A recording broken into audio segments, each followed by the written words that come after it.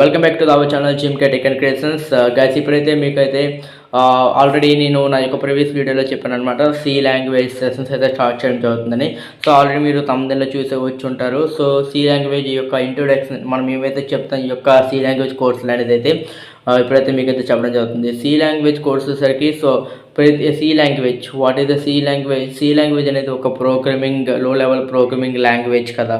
So ఈ యొక్క ప్రోగ్రామింగ్లో మనకి ఒకే ఒకటండి, సి లాంగ్వేజ్ బేసిక్ నేర్చుకుంటే మిగతా ప్రోగ్రామింగ్ లాంగ్వేజెస్ అన్ని తన్నుకుంటూ వస్తాయండి. సో అది నేను చెప్పేది, నా ఎక్స్పీరియన్స్ బట్టి చెప్పేది ఒకటి. ఏదో ఒక లాంగ్వేజ్, అన్ని లాంగ్వేజ్ల కన్నా సి లాంగ్వేజ్ కొద్దిగా తక్కువ అనమాట. సో దీన్నే మీరు బేసిక్ లెవెల్లో నేర్చుకుంటే సో మిగతా లాంగ్వేజెస్ అన్నీ తన్నుకుంటూ వస్తాయి. అది ఎందుకో ఇప్పుడు చెప్తాను అనమాట.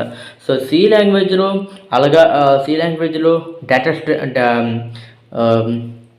లూపింగ్ కంట్రోల్ స్టేట్మెంట్స్ ఉంటాయి, వేరియబుల్స్ ఉంటాయి, డేటా టైప్స్ ఉంటాయి, ఇవన్నీ ఉంటాయి కదా. సో డేటా టైప్స్ ఏంటి ఉంటాయి, ప్రతి లాంగ్వేజ్లో కామన్ అనమాట. ఇంటీజరు, ఫ్లోటు, క్యారెక్టర్, బూలియన్, ఇవన్నీ ప్రతి లాంగ్వేజ్లో కామన్ అనమాట. ముందే సి లాంగ్వేజ్లో మనం ఇప్పుడు ఫుల్ ఫ్రెజెట్గా సో వీటిని ఎలా యూజ్ చేయాలని నేర్చుకుంటే సో మిగతా అవి ఏవైతే జావా, పైథాన్ ఇలాంటివి ఉంటాయో, పిహెచ్పి, జావా స్క్రిప్ట్ కోసం వేరియబుల్ యాడ్ చేసే ముందు వేరని ఇది ఉపయోగించాలన్నమాట. సో అది ఉపయోగిస్తే దట్స్ ఆల్. మిగతా అవన్నీ స్టేట్మెంట్తో మారుతాయి తప్ప ప్రోగ్రామింగ్ అనేది మారదు. ప్రతి ప్రోగ్రామింగ్ లాంగ్వేజ్లో స్టేట్మెంట్స్ మారుతాయండి. సో ఇప్పుడు ఇక ఫర్ ఎగ్జాంపుల్ మనం సి లాంగ్వేజ్కి వచ్చేసరికి ప్రింట్ ఇఫ్ అనే అంటే మనం అవుట్పుట్ని డిస్ప్లే చేయడానికి ప్రింట్ ఉపయోగిస్తాం. అదే జావాలో వచ్చేసరికి system.out.print 1 by 1 ఇది అవ్వాలంటే ప్రింట్ వెళ్ళను. అందులో అయితే స్లాష్ అని పెడితే అందులో 1 లైన్ బై లైన్, ఇందులో కావాలంటే ప్రింట్ వెళ్ళను. అదే పిహెచ్పిలో చూసుకోండి, ఎకో ప్రింట్, సో ఇవి ఉపయోగిస్తాయి. జావా స్క్రిప్ట్స్ వచ్చేసరికి ఏంటంటే జావా స్క్రిప్ట్కి మనం అవుట్పుట్ స్టేట్మెంట్గా డాక్యుమెంట్ డాట్ వర్డ్, అలాగే అలర్ట్, సో ఇవైతే మనమైతే ఉపయోగించబోతుందో అవుట్పుట్ని ప్రింట్ చేయడానికి. సో ఇప్పుడు మన యొక్క వే ఆఫ్ సి లాంగ్వేజ్లో ఏంటంటే, సి లాంగ్వేజ్ దేనికి ఉపయోగపడుతుందంటే, సో ఎవరైతే కొత్తగా కోడింగ్ నేర్చుకుందాం అనుకుంటున్నారో సో వాళ్ళకైతే ఇదైతే బాగా ఉపయోగపడుతుంది అనమాట. సో ఈ యొక్క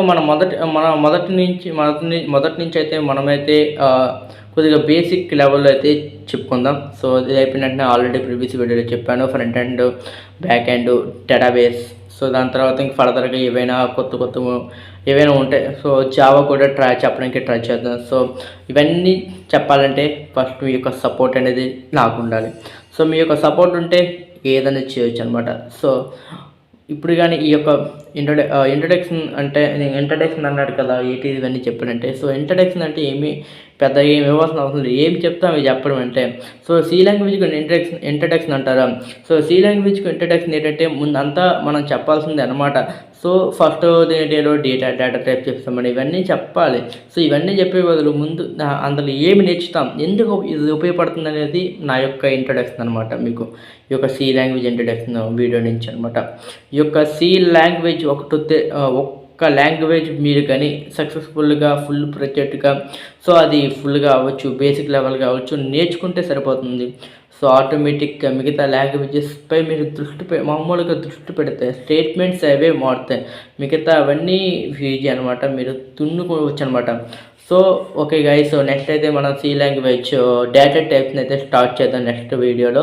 సో ఎంతవరకు అయితే వీడియోని ఎవరైతే చూస్తున్నారో లైక్ చేయండి, షేర్ చేయండి, అలాగే మన యొక్క యూట్యూబ్ ఛానల్ అయితే సబ్స్క్రైబ్ చేసుకుంటూ thank you for watching. Signing off your GMK.